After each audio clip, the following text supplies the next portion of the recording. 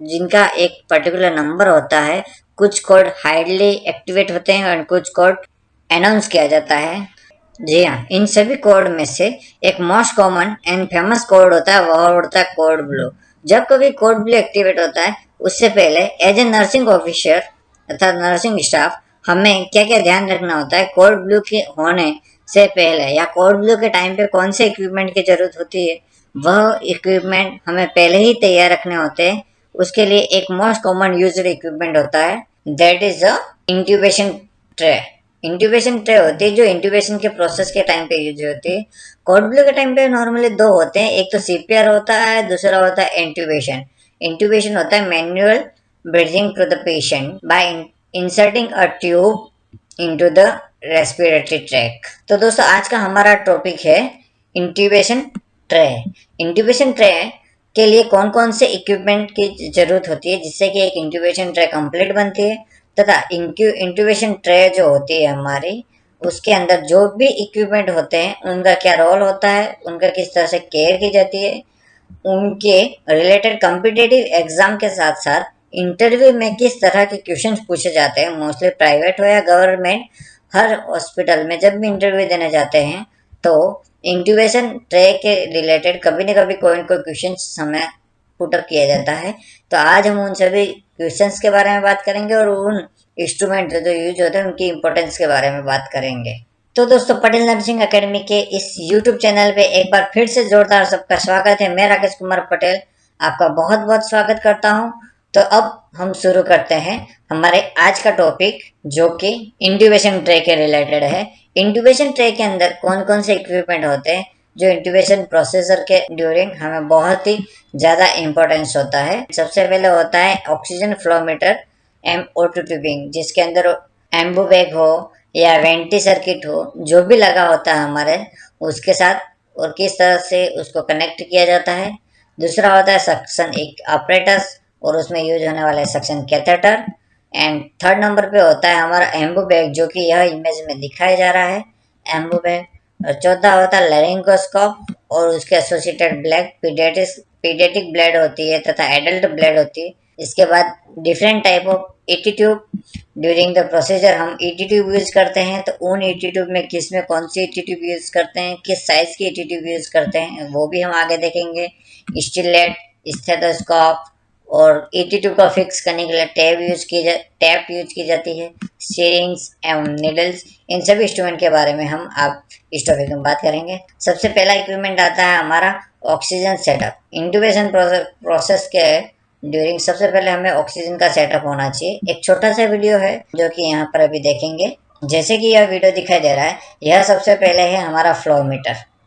Flow meter के अंदर distil water भरा होता है इस चैम्बर में, जिसके अंदर हमारे ह्यूमिडिफाइड ऑक्सीजन मिलती है, तथा यह ऑक्सीजन फ्लो मीटर का स्केल होता है जिसके अंदर मैक्सिमम 15 तक मार्किंग होती है। जैसे कि यहाँ पे दिखाई दे रहा है 15 लीटर पर मिनट तक ऑक्सीजन डिलीवर कर सकते हैं। यह ट्यूब होती है जिसके थ्रू हम ऑक्सीजन डिलीवर करते हैं। यह हमारा बेंच सर्किट बोलते हैं। पेशेंट को इंट्यूबेट के दौरान काम में लिया जाता है। पोर्टेबल वेंटिलेटर के रूप में हम इसको यूज करते हैं। यह पूरा सर्किट होता है जिसके थ्रू हम डिलीवर करते हैं ऑक्सीजन, और यहाँ से हमारा पेशेंट कनेक्टेड होता है एंडोट्रेकियल ट्यूब के द्वारा, और इसके थ्रू हम इसको प्रेस करके हम ऑक्सीजन डिलीवर करते रहते हैं। और ये दो वाल्व होते हैं जिसके थ्रू अगर हमारा ऑक्सीजन का प्रेशर ज़्यादा होती है तो बल्ब फटने के चांसेस बनते हैं। तो ऐसे कंडीशन में हम इसे ओपन करके हम ऑक्सीजन जो इस बल्ब के अंदर ज़्यादा होती है उसको रिलीज करते हैं। तो सबसे पहले तो हम एम्बू बैग के बारे में बात करते हैं। एम्बू बैग का दूसरा नाम होता है बैग वाल्व मास्क BVM, और दूसरा नाम होता है मैनुअल रिससिटेटर एंड, और इसे सेल्फ इन्फ्लेटिंग बैग के नाम से भी जानते हैं। ठीक है दोस्तों, जो कि हम इस बैग को 10 to 12 टाइम इसे प्रेस करेंगे और इसके अंदर एक बार में अप्रोक्सीमेटली 400 ml तक ऑक्सीजन डिलीवर होती है। यह एवरी 5 to 6 सेकंड बाद हम प्रेस करेंगे तो यह 10 to 12 पर मिनट हमारा रेस्पिरेशन प्रोसेस रहेगा। जैसे कि हमने ड्यूरिंग वीडियो बात करी, फ्लो मीटर में हाईएस्ट होता है 15 लीटर पर मिनट तक ऑक्सीजन डिलीवर होती है, और जो वाटर चैम्बर होता है वह ऑक्सीजन को ह्यूमिडिफाइड करता है, एवं जो ट्यूब होती है वो हमारे एम्बू बैग हो या वेंटी सर्किट हो या बेन सर्किट हो, उसे कनेक्ट करता है। ऑक्सीजन के कॉम्प्लिकेशन के तौर पे देखा जाता है कि जब हम इंट्यूबेट करते हैं पेशेंट को, अगर ट्रेकिया की रिप्लेसमेंट, ट्रेकिया की जगह पर अगर वह इसोफेगस में चला जाता है तो गैस्ट्रिक इंसफ्लेशन होता है, और अगर ओवर इन्फ्लेशन हो जाता है तो ओवर स्ट्रेचिंग हो जाता है लंग्स का, जिसे हम वॉल्यूम ट्रॉमा कहते हैं। मीन्स लंग्स की अलवेलाई डैमेज होती है, और ओवर प्रेशर की वजह से ऑक्सीजन को जब भी इस बल्ब को हम प्रेस करते हैं तो एक्सेसिव प्रेशर देके अगर हम इसे प्रेस करेंगे तो हमें बेरोट्रोमा हो जाएगा। मीन्स ओवर प्रेशराइजेशन हो जाएगा लंग्स टिश्यू का। नेक्स्ट बात करते हैं लेरिंगोस्कोप का। लेरिंगोस्कोप दो तरह के होते हैं। मीन्स लेरिंगोस्कोप एक ऑर्डिनरी होता है जो मोस्ट कॉमन हॉस्पिटल में यूज किया जाता है, दूसरा होता है इलेक्ट्रॉनिक जो कि आजकल एनएबीएच हॉस्पिटल में स्पेशली पाया जाता है, जिसके अंदर हम डिजिटल व्यू में हमारे लेरिंग्स विजुअलाइज कर सकते हैं। दूसरा होता है यह एक पूरा सेटअप दिखाया गया मॉनिटर के साथ का। बात करते हैं हमारी इन ब्लेड्स के बारे में। यह ब्लेड दो तरह की होती है, एक एडल्ट ब्लेड होती है और दूसरी चाइल्ड में यूज की जाती है, खींची जाने वाली ब्लेड होती है। एडल्ट वाले को मैकिंटॉश ब्लेड कहते हैं या कर्व ब्लेड कहते हैं, जैसे कि यह एक एडल्ट लेरिंगोस्कोप का इमेज दिखाया गया है। चिल्ड्रन में जो यूज की जाती है उसे मिलर ब्लेड कहते हैं, वह स्ट्रेट होती है। मीन्स यह कर्व नहीं होता उनका, इस तरह से स्ट्रेट ब्लेड की जाती है। और इनका मोस्ट कॉमन कॉन्ट्राइंडिकेशन है और कॉम्प्लिकेशन भी एक ही है, लैरिंजियल एडिमा। मीन्स इंट्यूबेशन का सबसे मोस्ट कॉमन कॉम्प्लिकेशन होता है वह लैरिंजियल एडिमा होता है। लैरिंग्स का में एडिमा हो जाता है। ताकि सबसे पहले हम डेली इन्वेंटरी के तौर पे इसे चेक करना चाहिए लैरिंगोस्कोप को, भले कोड ब्लू हो ना हो, फिर भी डेली बैटरी चेक करना है और डेली हमें इसका लाइट सोर्स को चेक करना होता है हर एक ब्लेड को लेने के बाद। और ब्लेड को फिक्स करने का तरीका होता है, थंब को पीछे से प्रेस करना है, ब्लेड को फोर्स करना है डाउनवर्ड एंड फॉरवर्ड, जिससे कि वह ब्लेड ऑटोमेटिक फिक्स होता है। क्लिक साउंड हमें सुनने देता है, जिस तरह ये हमें मैं वीडियो में दिखा रहा हूँ, क्लिक साउंड होता है। और नेक्स्ट आता है हमारे Magill forceps, bougies and stylet. Normally जब लैरिंगोस्कोप के द्वारा हम पेशेंट को इंट्यूबेट नहीं कर पाते हैं तब हम मैगल फोर्सेस जो कि इमेज में दिखाई दे रही है, और ये हमारे स्टिलेट है जो कि दिखाई दे रहे हैं, और ये थर्ड वन इज अ बुगी जो कंपैरेटिवली लॉन्ग होती है and flexible more than stellate होता है। स्टिलेट फ्लेक्सिबल कम होता है और बुगी ज़्यादा फ्लेक्सिबल होती है एंड बुगी ज़्यादा लॉन्ग होती है, और स्टिलेट शॉर्ट होता है एज कम्पेयर टू बुगीज। अब हम बात करते हैं इसके यूज कब में किया जाता है। इन तीनों को हम इमरजेंसी इंट्यूबेशन के दौरान करते हैं, जब हमें लैरिंगोस्कोप से इंट्यूबेट नहीं हो रहा है पेशेंट या फिर इमरजेंसी है, तब हम सीधा बुगीज से, स्टिलेट से या मैगल फोर्सेप्स से इंट्यूबेट कर सकते हैं। मैगल फोर्सेप्स के दूसरे हम बेनिफिट देख रहे हैं, जैसे कि यहाँ पे लिखा है use in emergency and ET tube dislodged. जब ईटी ट्यूब डिसलॉक्ड हो जाता है या इमरजेंसी कंडीशन है तब हमें यूज करते हैं। हमारा दूसरा होता है मैगल फोर्सेप को नॉर्मली फोरेजन बॉडी अगर ट्रेकिया में या थ्रोट में फंस जाता है उस समय हम उसे रिमूव करने के लिए मैगल फोर्सेप का यूज करते हैं। कभी कभी हमें यह इमेज भी एग्जाम में दिखाई दे जा सकते हैं कि आइडेंटिफाई द इंस्ट्रूमेंट, तब यह मैगल फोर्सेप या स्टिलेट होते हैं तथा यह बुगीज दिखाया गया है।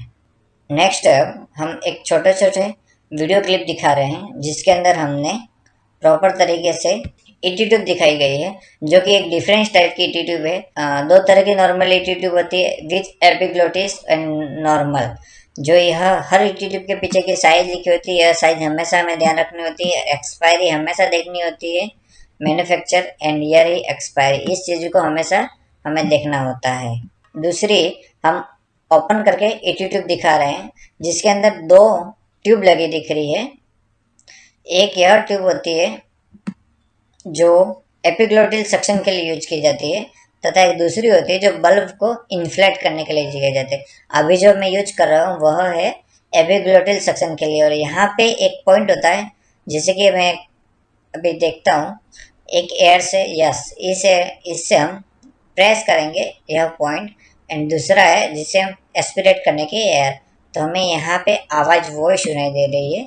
इस पॉइंट पे पॉइंट होता है जो कि बल्ब इन्फ्लेट होता है उसके ऊपर होता है, ताकि थ्रोट से अबव का जो हमारा सिक्रेशन होता है वो एपिग्लोटिल सक्शन के द्वारा एस्पिरेट किया जाता है। और दूसरा जो बल्ब दिखाई देता है जो अभी इन्फ्लेट कर रहा हूँ मैं, वह हमारा ट्रेकेस्टोमी ट्यूब को फिक्स करने के लिए यूज किया जाता है, जिससे कि यह पोर्शन हमारा इन्फ्लेट हो रहा है। जिसके बाद देखना होता है कि इसका एमएम ऑफ एसजी में कितना प्रेशर हो। आजकल नॉर्मली जो भी टी ट्यूब आती है वह दो पोर्ट के साथ में आती है, एक यह पोर्ट होता है और दूसरा यह पोर्ट होता है।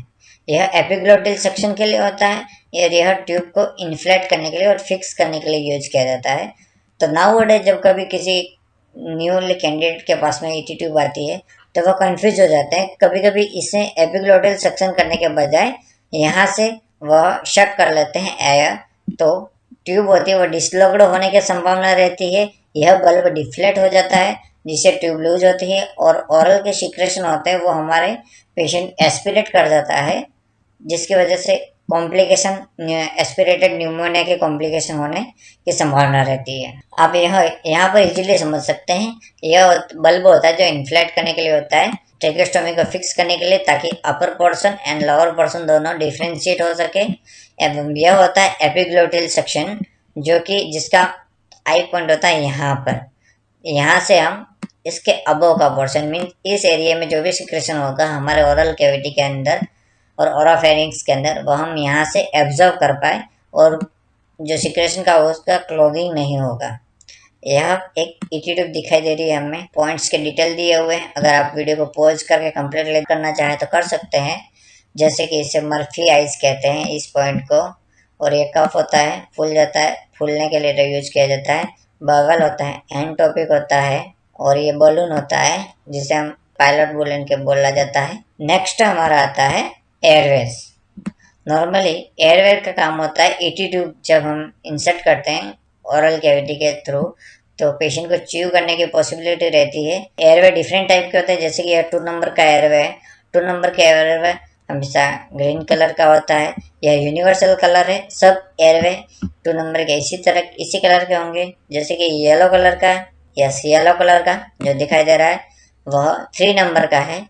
मीन्स 3 नंबर का एयरवे अगर कोई डॉक्टर मांगता है तो वो येलो कलर का होगा, एंड रेड कलर का है जो कि अब 4 नंबर का है। इस तरह से उनके कलर से डिफ्रेंशिएट किया जाता है। इनका यूज देखें तो एक तो protect the tongue from biting, tongue biting से बचाने के लिए यूज किया जाता है। दूसरा होता है हमारी एंडोट्रेकल ट्यूब होती है जो बाइट करने से हम बचाते हैं ओरल एयरवे के थ्रू। एवं अनकॉन्शियस पेशेंट में एयरवे को ओपन रखने के लिए हम ओरोफेरिंजियल एयरवे का यूज करते हैं। सक्शन करने के लिए भी हम इसे थ्रू हम इंसर्ट करते हैं सक्शन कैथेटर, और हमारे ओरल कैविटी एंड पॉइंट तक मीन्स यहाँ हमारे ओरोफेरिंग्स तक ये एंड होता है, तो वहाँ तक हम इजीली सक्शन कर पाए। फ्रेंड अब बात करते हैं प्रोसीजर। ड्यूरिंग प्रोसीजर दोस्तों इसके लिए हम एक पर्टिकुलर इस पे अलग से लाइव वीडियो आपके सामने लाएंगे कि किस तरह से इंट्यूबेट करते हैं पेशेंट को, उसका पूरा प्रोसीजर वीडियो हम आपके सामने लाएंगे। पर जनरली हम देख लेते हैं कि कोई भी इंट्यूबेशन प्रोसीजर से पहले पेशेंट को प्री हाइपर ऑक्सीजनेट किया जाता है। मीन्स 100% ऑक्सीजनेट कर जाता है, चाहे वह एम्बूबैग थ्रू मास्क के थ्रू हो या नॉर्मल। सब इक्विपमेंट हम प्रिपेयर करते हैं और जो पेशेंट होता है उसे हाइपर एक्सटेंड करते हैं, मीन्स स्नीफिंग पोजीशन कहते हैं, जिसके अंदर हेड को कम्प्लीटली एक्सटेंशन करते हैं और इजीली हम इंट्यूबेट कर पाए। और इसके बाद हम रिव्यू देखते हैं, मीन्स वोकल कॉर्ड दिख रहा है या नहीं, लुक फॉर व्यू करते हैं। फिर ईटी ट्यूब होता है जो हमारा वोकल कॉर्ड होता है उससे 1 से 3 सेंटीमीटर बिलो यानी बियॉन्ड तक हम इंसर्ट करते हैं। देन हमारा जो स्टिलेट होता है या बुगीज होते हैं उसे हम रिमूव करते हैं और इसके बाद कफ को इन्फ्लेट करते हैं। Minimum 5 to 8 cc air 5 to 8 cc air push करके हम उसे इन्फ्लेट करते हैं। देन ऑस्कल्टेट करते हैं, चेस्ट के चारों व्यू को हम ऑस्कल्टेट करते हैं। देन हमारा कंफर्मेशन के लिए एक्सरे करते हैं। मोस्ट कंफर्मेटिव जो होता है वो हमारा एक्सरे होता है। Then all things are we have documented. Equipment के अंदर होता है जो ईटी ट्यूब हम इंसर्ट कर रहे हैं उसका फिक्सेटर यूज करते हैं, और मोस्ट कॉमन टेक्निक होती है जो हर एक फिक्सेटर के साथ में अलग अलग टेक्निक यूज में की जाती है। जैसे कि नॉर्मली ऑर्डिनरी हम डायनाप्लास्ट होता है, उसके जो फिक्सेटर बनाते हैं वो ये होते हैं, तथा जो आजकल रिसेंट ऑर्ड है जो फिक्सेटर पहले से ही कंपनी के द्वारा तैयार किए जाते हैं, हमें जैसे उनको फिक्स करना होता है वो इस तरह के होते हैं जो कि इस इमेज में दिखाई दे रहे हैं। नेक्स्ट जो बात कर रहे थे हम suction operators with suction catheter. Different type के सक्शन कैथेटर होते हैं, बट मोस्ट कॉमनली 12 नंबर का सक्शन कैथेटर एवं 14 नंबर का सक्शन कैथेटर, इन दोनों सक्शन कैथेटर को मोस्ट कॉमनली यूज किया जाता है white and green, specially for adult इन दोनों का यूज किया जाता है। चिल्ड्रन में 10 नंबर का एवं 8 नंबर का यूज किया जाता है, बट एडल्ट की तौर पे देखें तो 12 एंड 14 नंबर का सक्शन कैथेटर यूज किया जाता है। वॉल सक्शन ऑपरेटर्स है, यह हमारा प्रेशर मॉनिटर होता है सक्शन का, जिसके हम अप्रोक्सीमेटली 150 120 टू 150 तक हम सक्शन का प्रेशर रखते हैं। Normally 120 as a single most and correct answer होता है। क्लिनिकली हम 150 तक रखते हैं। एक बेसिक नेसेसिटी है, जब कभी पेशेंट को इंट्यूबेट करते हैं तो उसे हाई रिस्क ड्रग देते हैं, जैसे कि सेडेटिव ड्रग देते हैं एवं लाइफ सेविंग ड्रग दी जाती है, तो उसके लिए हमें कैनुला लेना होता है, आईवी कैनुला, जिसके थ्रू हम इंजेक्शन प्रोवाइड करते हैं। जैसे कि उसके लिए ग्लोव्स होते हैं 6.5 7 7.5 ETC, आईवी किट होती है जिसके अंदर कैनुला होते हैं डिफरेंट साइज के 80 20 22। इसके बाद सिरिंज नीडल होती है, जिसके बाद आईवी सेट होते हैं और RL NS DNS ETC को रखा जाता है। स्पेशली कार्डिक इमरजेंसी और इंक्यूबेशन के दौरान हम NS को मोस्ट कॉमनली यूज करते हैं। तो सर लास्ट अब बात करते हैं हाई रिस्क ड्रग और इमरजेंसी ड्रग जो इंक्यूबेशन के दौरान यूज की जाती है। उन ड्रग के बारे में बात करें तो सबसे ज़्यादा और मोस्ट कॉमन यूज की जाने वाले ड्रग है मिडाज। Midazolam short acting sedative drug होती है। इसके बाद फेंटानिल यूज किया जाता है, कोई एनेस्थेटिक्स प्रोपोफॉल यूज करवाते हैं, इसके बाद कोई केटामाइन। ये सब हाई रिस्क ड्रग होती है। एवं कुछ इमरजेंसी ड्रग होते हैं जो है एट्रोपिन एंड एड्रेनालिन। इन दोनों ड्रग का भी कार्डिक इमरजेंसी में बहुत इम्पोर्टेंट रोल होता है और फ्लश करने के लिए नॉर्मल सलाइन का यूज किया जाता है बहुत ही ज़्यादा। इन सब हाई रिस्क इमरजेंसी ड्रग का यूज करते समय हम रिकॉर्ड एंड रिपोर्ट प्रॉपर तरीके से